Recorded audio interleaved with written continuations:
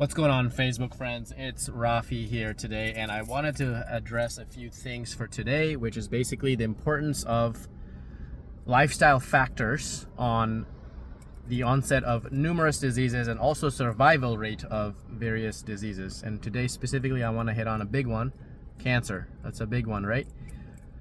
So, first of all, what is cancer?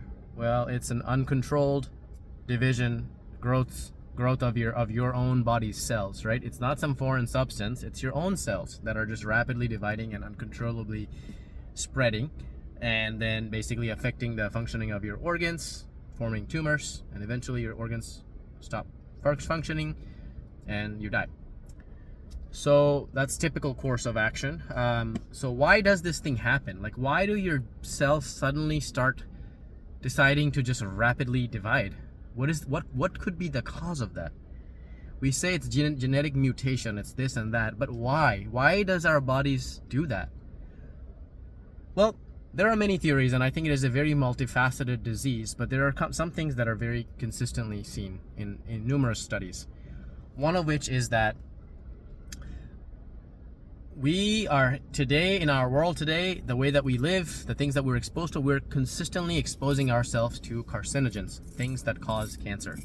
From our diet, these processed foods we eat, an overabundance of high fat, high cholesterol animal proteins, to the highly processed nature of our food, to the chemicals that we're exposed to every day. It's a bunch of just complete garbage that we are exposed to day in and day out, combined with our sedentary lifestyle.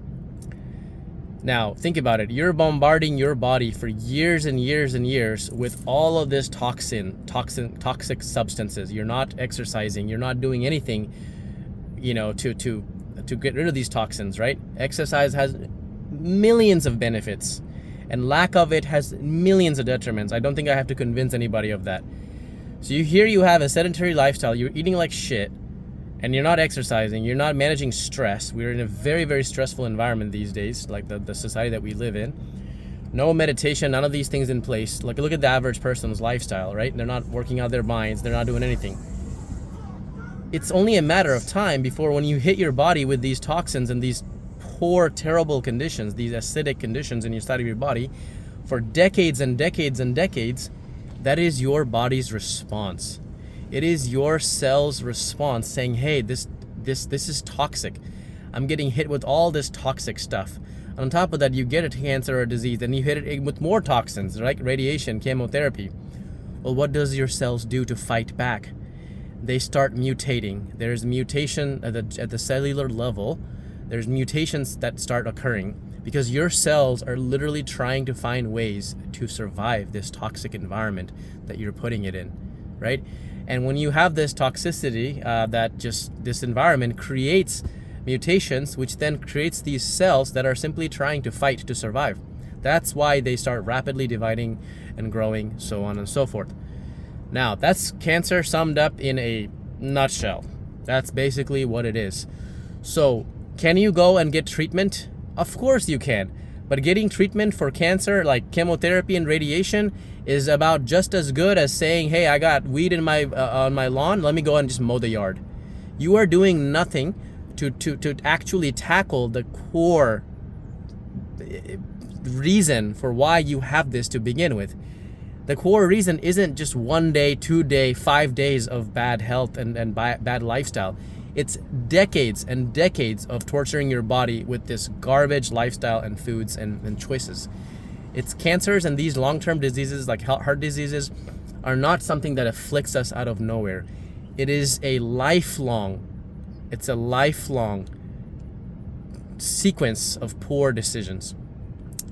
So if you're suffering from something like this and you think your doctors can fix you, you are living in some type of a magical fairy tale world.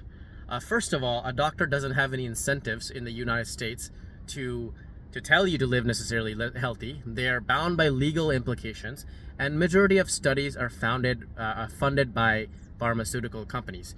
Doctors have one job: to make money, get you in and out of their hospital, and give you a bill, and fix your problem by just giving you a drug. That's how they get paid. Fact check all of these things. These are not just what do you call it?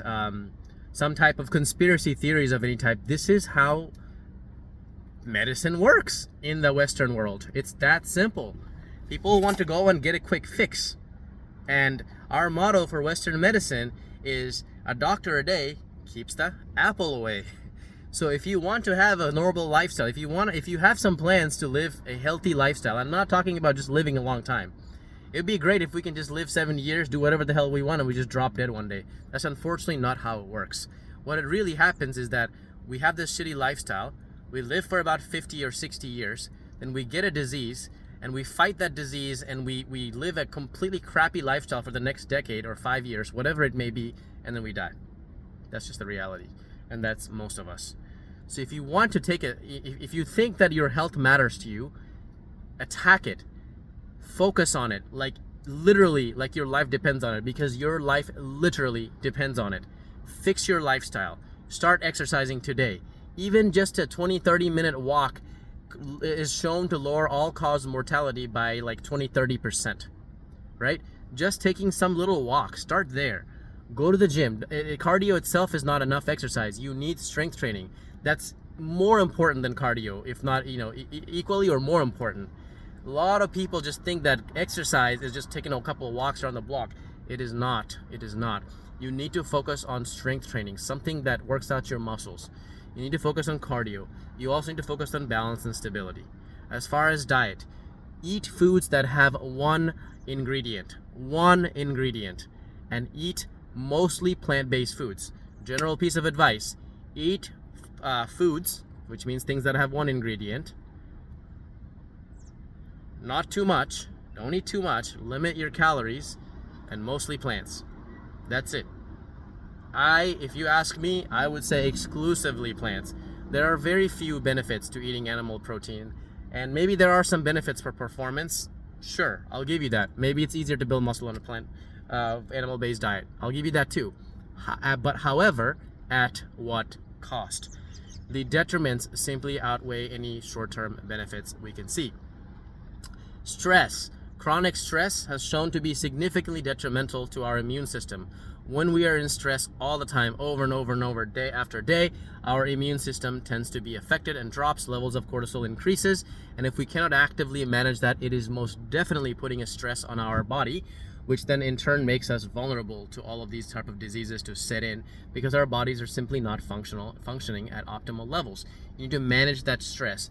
You need to spend some time doing activities that you enjoy, socializing, at least an hour of socializing each day. You need to do some form of meditation where you try to go more inwards, focus on breathing exercises daily, right? Consistently managing stress, whatever it may be, through meditation, through prayer, whatever it may be, through social connections and things like that. It is detrimental if you're not doing that. This stress will get to you eventually. And most importantly, sleep. I can't even begin to stress the importance of sleep. There are so many detriments of not getting enough sleep. Not only are you shortening your lifespan by 10, 20 years, but also you're just performing at suboptimal levels day in and day out. Trust me, if you sleep more, 2 hours more every day, I guarantee you, you're gonna get the return back in productivity. I sleep no less than like 8-9 hours nowadays. I am far more productive today than when I was sleeping 5-6 hours a day. These are things that are not just optional things. These are necessary in order to live a healthy, long lifestyle. I don't know about you guys, but for me, no amount of wealth is worth sacrificing my health. You can always get more money. You can always get more opportunities, but you cannot get more time back. So consider your health to be the number one asset that you have. And if that's the case, then spend all of your time, all of your attention focusing on it as if literally your life depends on it, because your life literally does depend on it. And again, I would encourage all of you to take it seriously, because again, if you're sitting there and wondering, I'm fine, I'm feeling fine today, keep in mind the damage is secretly happening, and your doctors will not tell you that. Doctors are not paid to tell you the secret damage that you're doing over time of just shitty lifestyle and diets and these kind of things. It will creep up on you. Because think about it. Just go back in the medieval ages and stuff like that, right? We had to run around, we had to hunt for our food, we had to forage, we had to walk. Mimic that. We had to go to sleep when it got dark. Just simply mimic that. We ate things with one ingredient. We did not mix 50 different things to make one thing. Simply mimic that, what we were naturally made to do as human beings. And if you do that, you will notice that you will see significant benefits to your overall lifestyle, and you will easily add anywhere from 10 to 20 extra healthy years to your lifespan. So thank you guys. That's all I have. I'll see all of you guys when we all turn 100. Take care.